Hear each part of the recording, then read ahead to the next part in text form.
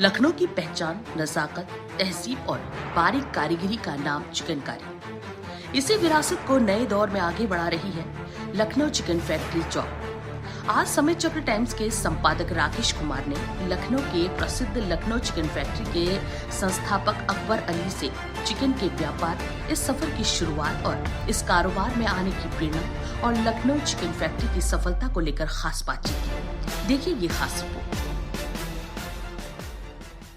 नमस्कार, आप देख रहे हैं समय चक्र टाइम्स न्यूज। आज हमारे साथ हैं अकबर अली साहब। हमारे विदेशों में भी इसका नाम है और लखनऊ में चौक एरिया जो है, लखनऊ की शान और जान दोनों है। और दूसरी चीज की, जिस तरीके से चिकन का व्यापार हमारे लखनऊ का प्रमुख व्यापार माना जाता है, इसी साथ में अकबर अली साहब से अपने पाठकों के लिए चर्चा करेंगे। सर, सबसे पहले बात इस बात की आती है पाठकों कि इस व्यापार संबंधित जो चीजें हैं, एक तो आप यंग हैं, इस क्षेत्र में आने की प्रेरणा कब और किससे मिली? हम तो अपने फादर के बाद से हमने संभाला। शुरुआत स्टार्टिंग उनका फादर से किया हुआ। जी जी। फादर ने बेस बनाया है, उसके बाद से इसके ऊपर इमारत हमने खड़ी की। जी जी। मेन रोल हमारे फादर ने शुरू किया था एम्ब्रॉयडरी का। जी जी। उसके बाद से 2009 बीटेक पास आउट है। जी जी। उसके बाद कुछ टेक्निकल नॉलेज लेके हम इसमें शामिल हुए। जी। फिर इसको अपने तरीके से एक्सटेंड किया इसको। और पाठकों के लिए हम दूसरा सवाल जानना चाहेंगे कि लखनऊ की जो धरोहर है चौक है और चिकन बहुत पुराना व्यापार है, किस तरीके से यहाँ मैन्युफैक्चरिंग आप कर रहे हैं? मैन्युफैक्चरिंग मेनली जो है चिकनकारी आसपास 4-5 जिलों में फैला हुआ है। जी जी। चिकन का हब जो है सेल का, प्रोडक्शन का लखनऊ है और एम्ब्रॉयडरी के लिए 4-5 जिलों में आसपास हरदोई, उन्नाव, लखीमपुर, सीतापुर, बाराबंकी एक्सटेंड होता जा रहा है। जैसे जैसे मुझे वर्कर नीड जरूरत पड़ रहे हैं वैसे वैसे हम जिलों को अप्रोच कर रहे हैं। तो घरों में हम लोग डिस्ट्रीब्यूट कर देते हैं, फिर घरों से ही कलेक्ट करते हैं, माल जो बन जाता है। जी जी। फिर उसके बाद उसका आगे का प्रोसेस सब यहाँ लखनऊ में होता है। सरकार के द्वारा क्या आपको कुछ मदद मिलती है या कुछ आने की और संभावना है? बहुत कुछ कर रही है गवर्नमेंट ने काफी कुछ किया है। ओडीओपी में लखनऊ का प्रोडक्ट चिकनकारी ही है। जी जी। और लखनऊ की आधी आबादी चिकन से जुड़ी है। जी जी। किसी की मेहनत लगी है, किसी का पैसा लगा है। घरों घरों में काम हो रहा, कोई कांच बना रहा, कोई जाली बना रहा, कोई टिक्की बना रहा, कोई एडिशनल काम भी सब घरों में, मतलब आधे से ज्यादा लखनऊ की आबादी से जुड़ी है, डायरेक्टली इनडायरेक्टली। जी जी। किसी की मेहनत लगी है, किसी का पैसा लगा, ऐसे चल रहा है। जैसे यहाँ से जब आप भेजते हैं विदेशों में, आप जाते भी हैं, किस तरीके का अनुभव होता है कि हमारे लखनऊ से चीजें? भाई बहुत अच्छा लगता है। मोनोपोली प्रोडक्ट है अपना। जी जी। बाहर निकल के कोई कंपटीशन भी नहीं हमारे पास। जी जी। और अच्छे से अच्छी चीजें सर्व करते हैं। लोगों को लखनऊ की पहचान बनती है, इसी से पहचान आती। लोग लखनऊ को नहीं जानते, जब उस प्रोडक्ट को देखते हैं तो उसी के थ्रू सर्च करते हैं कि लखनऊ कहाँ पर है, लखनऊ कैसा है लखनऊ। जी। तो प्रोडक्ट से पहचान बनती है। जब हम लोग जाते हैं लखनऊ नाम लेते हैं तो लखनऊ के लोग लोग अपने आप जान जाते हैं चिकन के नाम से। और जो नहीं जानते हैं तो प्रोडक्ट देखते फिर कोशिश करते हैं जानने कि लखनऊ कैसा है। जी जी। लखनऊ की चीजें आ रही है तो लखनऊ कैसा है। अच्छा, इसको किस तरीके से और इसको बेहतर किया जा सके, इसमें क्या सुधार की गुंजाइश है? क्या सरकार से कुछ अपेक्षाएं हैं? सरकार से अपेक्षाएं तो बहुत जगह सरकार ने, गवर्नमेंट ने काफी कुछ किया है। ओडीओपी में चिकनकारी को लेके आए, उसके बाद ऑनलाइन प्लेटफॉर्म जब से बने हैं तब से प्रमोशन इसका काफी कुछ हो गया। लॉकडाउन के बाद से हम अगर कह दें तो इसमें एक बूम आया है। जी जी। एक्चुअली बहुत से लोग चिकन को जानते थे, चिकन खाने के नाम पे, जैसे हम लोगों का बोर्ड लगा लखनऊ चिकन फैक्ट्री, तो कई लोग आ जाते थे कि जैसे खाने का होगा यहाँ पे। तो जिसको नॉलेज नहीं थी, वो चिकन का नॉलेज ऑनलाइन में जो प्लेटफॉर्म पे आ गया, उसके बाद काफी कुछ इसको प्रमोशन मिला और मार्केटिंग अच्छी हो गई। बहुत मतलब इंडिया में शायद ही अब कोई बंदा ऐसा हो, 90% पब्लिक अवेयर है कि चिकनकारी लखनऊ। जी। एक चिकन खाने वाला, एक पहनने वाला। वरना लोग चिकन मतलब वो सीधे खाने जानते हैं। जी जी जी। और आप बीटेक किए हुए जी, कभी आपको ऐसा लगा कि जो ये फील्ड है व्यापारिक है, आप तो इंजीनियर है, तो कैसे किस तरीके के सामंजस्य आपने देखा? देखिए, बिजनेस कोई भी हो उसमें टेक्निकल नॉलेज भी बहुत मायने रखता है। आप अपने ढर्रे पे काम करते रहेंगे तो कभी आगे एक्सपेंड नहीं कर पाएंगे। जब आपको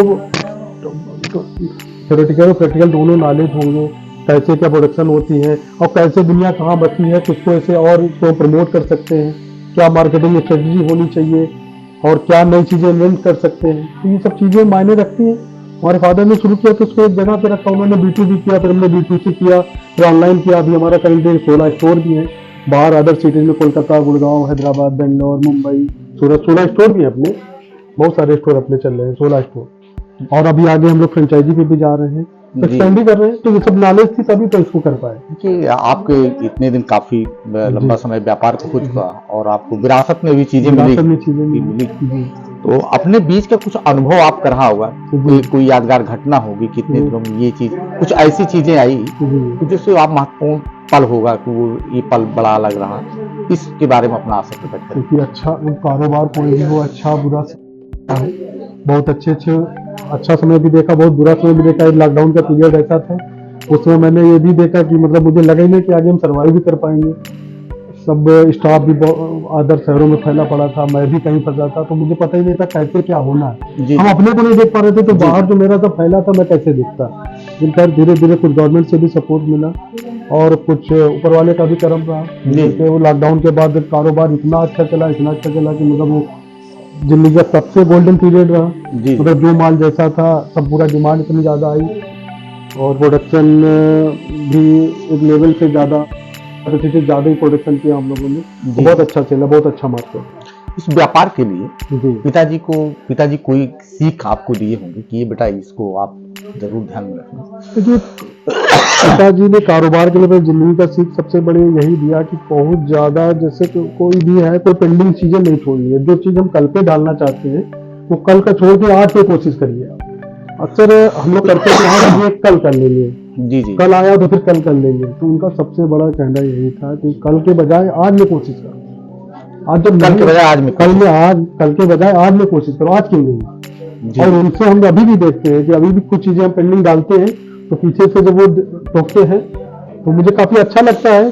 तो उनसे सबसे पहली चीज यही सीखी, अभी भी उनका कोई भी काम है पूरी चीज वो पेंडिंग नहीं छोड़ते कुछ भी। जी। उनका सबसे अच्छे जो उनसे फादर से मैंने ये सीखा है, उनकी पेंडेंसी कुछ भी नहीं रहती। और आखिरी सवाल हमारा आपसे, ये जो युवा पीढ़ी है, जैसे लोग बीटेक किए हुए हैं और अन्य लोगों को बच्चे आ रहे हैं इस फील्ड में, तो क्या उनको आप अपने इस वीडियो के माध्यम से क्या संदेश देना? सबसे बढ़िया चीज हम बताएं आपको, कारोबार आप कोई भी करे, किसी भी फील्ड में जाना चाहे तो उसको कारोबार के नजर से उसको एक अपना एक हॉबी, मतलब एक होता है ना, बिल्कुल दिल लगी उससे दिल लगा लीजिए। काम कोई भी, आप मूंगफली भी बेचेंगे, अगर आपके पास मतलब टैलेंट, आप उससे लगे रहेंगे जीवन से, कोई भी कारोबार छोटा नहीं। फैलाते मूंगफली का भी कारोबार इतने बड़े लेवल पे जा सकता है कि आप उम्मीद नहीं कर सकते। कहने को तो मूंगफली का कर रहे हैं, तो कारोबार कोई भी छोटा नहीं है। अभी हम इसी फील्ड को ले लें, कई बार फादर ने कहा कि और भी चीजें सोची जा सकती हैं, लेकिन कारोबार कोई भी छोटा नहीं है। जब उसमें लगे रहेंगे तन मन धन से,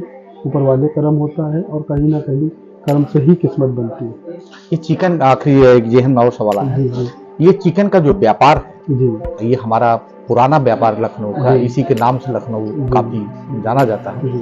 इसको और किस तरीके से और बढ़े, ये जैसे यश और गौरव इसका और बढ़े, इसके बारे में कुछ आपकी प्लान? ये अभी फिलहाल अगर मैं अपनी बात करूं, जो मतलब पर्सनल राय है, गवर्नमेंट को एक कोई ऐसा मार्केट केवल चिकन के लिए एक्सक्लूसिव मार्केट बनाना पड़ेगा, जिसमें जो भी बड़े वेंडर्स, बड़े शॉपकीपर, बड़े प्रोडक्ट मैन्युफैक्चरर हैं, उनको वहाँ पे स्पेस देके और उसको जो यहाँ से जैसे टूरिस्ट आता है उसको प्रमोट किया जाए। तो केवल विजिट कराई जाए, जब नहीं खरीदे, तो उससे काफ़ी कुछ नॉलेज मिलेगा। बड़े बड़े जैसे बायर्स आते हैं जो हम लोगों के लिए होलसेलर बायर, कभी यहाँ भटक रहा, कभी जैसे हम लोगों को इंडस्ट्री जो भी प्रोडक्शन वाले हैं, कोई यहाँ बैठा, कोई कहीं बैठा है, जब एक जगह बैठे होंगे तो एक मार्केट मिल जाएगा, एक स्पेस मिल जाएगा। और बाहर भी आएगा तो उससे कंफ्यूज नहीं रहेगा कि मुझे चौक जाना है या अमीनाबाद जाना है या दुबग्गा जाना है या बालागंज कहाँ जाना है। तो अगर एक गवर्नमेंट का ऐसा प्लेटफॉर्म बन जाए, एक मार्केट ऐसा हो, वहाँ केवल ओनली चिकन का है।